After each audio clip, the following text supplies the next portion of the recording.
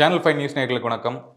அகில இந்திய முஸ்லிம் ஜமாத் சகாபுதீன் ராஸ்வி அவர்கள் சில குற்றச்சாட்டுகள் வச்சிருக்காரு. யாரு மேல அப்படின்னு பார்க்கும்போது தமிழக வெற்றி கழகத்தின் நிறுவனர் தலைவர் திரு விஜய் அவர்கள் மேல.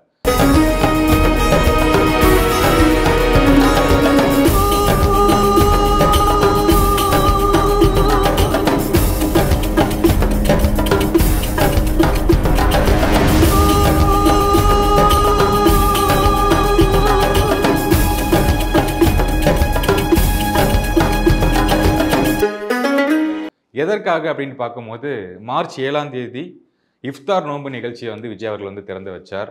இஃப்தார் அந்த நோன்பு கஞ்சியை அருந்தி அந்த நிகழ்ச்சி ஆரம்பிச்சு வச்சாரு. தமிழ்நாடு முஸ்லீம் லீக் கட்சியினர் சிலர் பேர் கலந்துருந்தாங்க. தமிழ்நாடு முஸ்லீம்களும் சில பேர் கலந்துருந்தாங்க. ஒரு சிறப்பான நிகழ்ச்சி. எந்தவித அரசியல் பின்னணியும் இல்லாமல் ஒரு அரசியல் ஃப்ளெக்ஸு, ஒரு பேனர், எந்தவித ஒரு ஃபோட்டோ கூட பயன்படுத்தாமல் நடத்தின ஒரு சிறப்பான நிகழ்ச்சி அப்படின்னு சொல்லலாம். அந்த நிகழ்ச்சி மேலே சில விமர்சனங்கள் இருந்தது என்ன அப்படின்னு பார்க்கும்போது, விஜய் அவர்கள் அந்த நிகழ்ச்சியில் கொஞ்சம் பேசியிருக்கலாம், கொஞ்சம் அரசியல் பேசியிருக்கலாம். ஏன்னா எல்லா கட்சி தலைவரும் அந்த நிகழ்ச்சியை பயன்படுத்தி சில கருத்துக்கள்லாம் தெரிவித்து சில பேர் அட்டாக் பண்ணாங்க. ஆனால் விஜய் அவர்கள் எந்தவித கருத்துக்களும் தெரிவிக்காமல் வந்தார், அந்த நோன்பு கஞ்சி அருந்தினார், அதுக்கப்புறம் கிளம்பிட்டார். அப்படிங்கிற நிலையில தான் இருந்துச்சு. ஓகே, அது மேலே சில விமர்சனங்கள் இருந்தாலும் ஒரு மாத காலத்துக்கு அப்புறம் இப்போ ஒரு குற்றச்சாட்டுகள் வந்திருக்கு.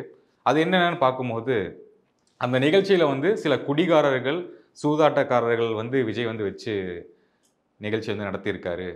தமிழ்நாடு இஸ்லாமியர்கள் விஜயை ஒதுக்க வேணும். தமிழ்நாடு இஸ்லாமியர்கள் நடத்துகிற நிகழ்ச்சியில் யாரையுமே விஜய் யாரையும் கூப்பிடக்கூடாது அப்படிங்கிற மாதிரி சில குற்றச்சாட்டுகள் வச்சுருக்காரு. இதற்காக தமிழ்நாடு முஸ்லீம் லீகின் தலைவர் முஸ்தபா அவர்கள் ஒரு பதில் அறிக்கை, ஒரு பதிலடி அப்படின்னு தான் சொல்லணும். மார்ச் 7ஆம் தேதி நடந்தது. இன்றைக்கி ஏப்ரல் 16ஆம் தேதி ஆயிடுச்சு. ஒரு மாதத்துக்கு மேலேயே ஆயிடுச்சு. இப்போ எதுக்கு நீங்கள் இந்த குற்றச்சாட்டுலாம் வைக்கிறீங்க? உங்களுக்கு நாவடக்கம் தேவை அப்படிங்கிற மாதிரி சொல்லியிருக்காங்க.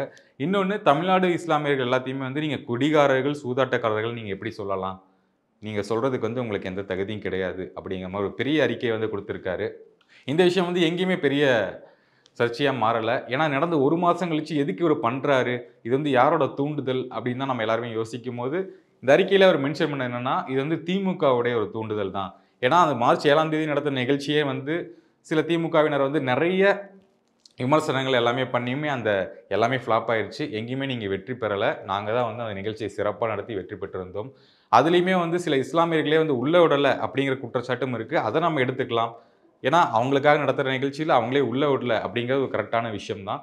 அதையும் தாண்டி ஜென்ரல் ஆடியன்ஸையும் சில பேர் விட்டுருந்தாங்க.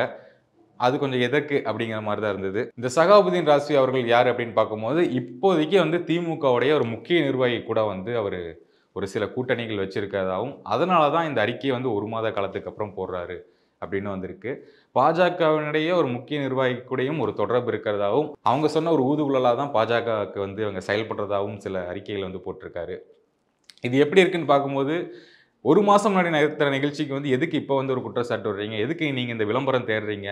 இது திமுகவுடைய சதியா, இதை பாஜகவுடைய சதியா அப்படிங்கிற மாதிரி தான் நம்மளும் யோசிக்க வேண்டியதாக இருக்குது.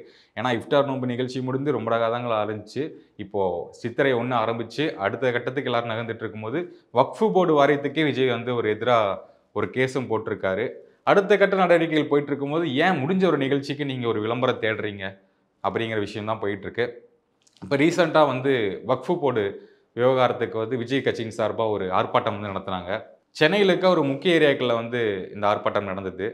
சில சந்துகள்லாம் பார்க்கும்போது போலீஸ்காரங்க எல்லாருமே வரும்போது தாவேகா கட்சியினர் எல்லாருமே அலறடிச்சு ஓடுறாங்க. அந்த நிகழ்ச்சி நம்ம பார்த்தோம். இந்த விமர்சனம் தாவேகா மேலே கட்சி ஆரம்பிக்கும் போதுலேருந்து இருக்குது. நீங்கள் ஒரு ஆர்ப்பாட்டமோ இல்லை போராட்டமோ நடத்தும் போது போலீஸ்காரங்க வந்துட்டாங்க, அவங்களை அரெஸ்ட் பண்ணிட்டாங்க அப்படின்னா நீங்கள் எப்படி வெளியே வருவீங்க? இதே திமுகவே இல்லை அதிமுக அதில் தான் அவங்க கில்லாடிங்க, எங்கே போனாலும் வெளியே வந்துடுவாங்க, போலீஸ் இன்ஃப்ளூயன்ஸ் இருக்குது, எல்லா இன்ஃப்ளூயன்ஸ் இருக்குது, தாவேகாக்கு என்ன இருக்குது, நீங்கள் அதெல்லாம் தாங்க மாட்டீங்க அப்படின்னு சொல்லும் போது தான் அதுக்கேற்ற மாதிரியே வந்தாங்க. சந்துக்குள்ளெல்லாம் தெரிச்சு ஓடிட்டு இருந்தாங்க. அதுவும் அந்த தாவேகா துண்டுகள் எல்லாமே போட்டு, அதுவும் சில முக்கிய நிர்வாகிகள் சொன்னதுன்னா அதுவும் சில திமுகவுடைய சதி தான் அப்படிங்கிற சொன்னாங்க. ஏன்னா அவங்க துண்டை போட்டுட்டு ஓடனா அவங்க தாவேகாவினர் தான் அப்படின்னு நம்ம நினச்சிப்போம் அப்படிங்கிறதுக்காக சில விஷயங்கள் எல்லாமே பண்ணுறாங்க. விஜய் அவர்களும் டிவிகே வெர்சஸ் டிஎம்கே தான் நமக்கு 26 போட்டி அப்படின்னாங்க. இதற்கான விமர்சனங்கள் பெரிய அளவில் எழுந்துட்டு வருது. அரசியலில் இவர் இன்னைக்கு கத்துக்குட்டி, சினிமாவில் நடக்கிற மாதிரி நினச்சிக்கிட்டு இருக்காரு அதிமுக வந்து ஒரு பலமான கூட்டணியுடன் வந்து சேர்ந்துருச்சு. சீமான் அவர்கள் நிலை வந்து என்டிஏ கூட்டணிக்குள்ள போவாரா இல்லையா அப்படின்னு பார்த்துட்டு இருக்காங்க. டிஎம்கே ஆல்ரெடி ஒரு வலிமையான கூட்டணி 200 அடிக்கணும் அப்படிங்கிற கோல்ல போயிட்டு இருக்காங்க. இப்போ உள்ள வந்துட்டு நீங்க டிவிகே வெர்சஸ் டிஎம்கே அப்படிங்கிறீங்க. நாங்க தான் 2வது பெரிய கட்சி அப்படின்னு அதிமுக ஒரு பக்கம் இன்ஃப்ளூயன்ஸ் பண்ணிருக்காங்க. ஸோ இந்த விஜயுடைய நிலை என்ன ஆகும்? இந்த 1 மாதம் கழித்து எதுக்கு இந்த அறிக்கை? விஜய் வந்து எல்லா பக்கம் சுத்தி அடிக்கிறாங்களா? 4 முனை போட்டியா? அப்படிங்கிறது எல்லாமே நம்ம வெயிட் பண்ணி தான் பார்க்கணும். இந்த டிவிகே வெர்சஸ் டிஎம்கே அப்படின்னு சொன்ன விஷயம் சரியா? தவறா? உங்க கருத்துக்களை வந்து கீழ கமெண்ட் பாக்ஸ்ல கமெண்ட் பண்ணுங்க. தேங்க் யூ ஃபார் வாட்சிங்.